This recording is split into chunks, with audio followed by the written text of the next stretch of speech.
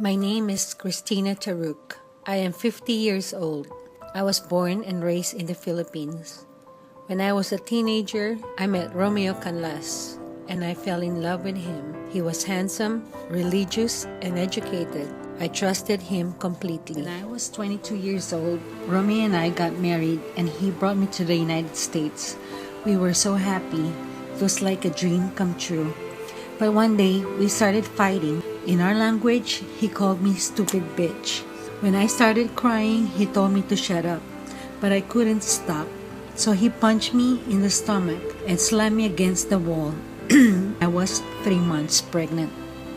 I remember feeling so alone. The next few months were a blur.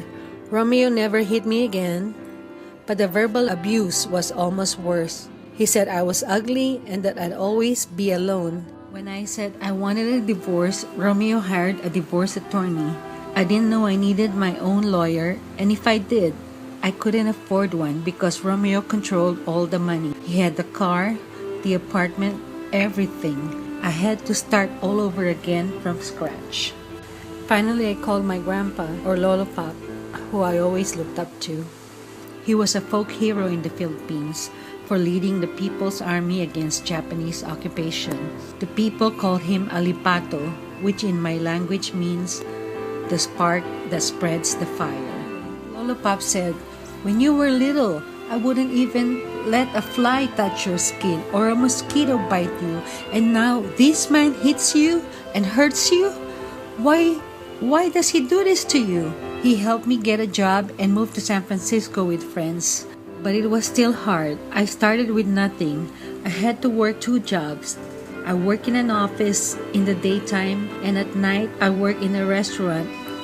Then one day Romeo found us. He wanted to take our daughter away.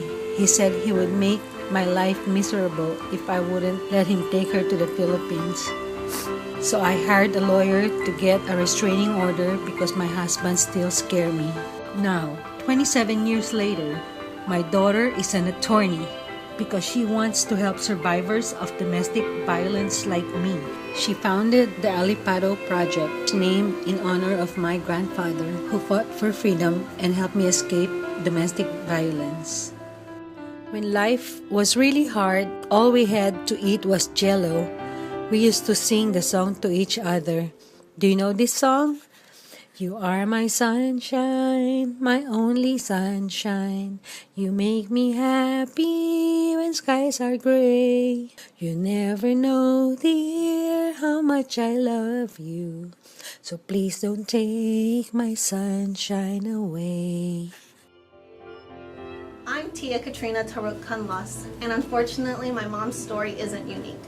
In the United States, millions of domestic violence survivors are forced to ask their family, friends, and charities for food, shelter, and money. So I founded the Alipato Project, because it's the perpetrators of domestic violence who should be held financially accountable for the harms they inflict on their victims. Historically, women weren't even allowed to sue their husbands for domestic violence because the courts considered married couples to be one person. This isn't true anymore, but domestic violence survivors still face great hurdles searching for an attorney that will take on their personal injury case. The problem is that the overwhelming majority of law firms aren't willing to sue batterers in civil court because it's just not profitable. The Alipato Project will be the first nonprofit organization to provide legal representation to domestic violence survivors, specifically in tort actions against their batterers. But we can't do this without your help. By making a donation to the Alipato Project, you can help us obtain the confidential office space, office equipment, and outreach materials that we'll need to help end the cycle of violence. By the time you finish watching this video, 20 women will have been beaten by their intimate partner. Please help us reduce this number by putting batterers on notice that we collectively disapprove of their actions and that their further misconduct will come at a substantial price. Thank you.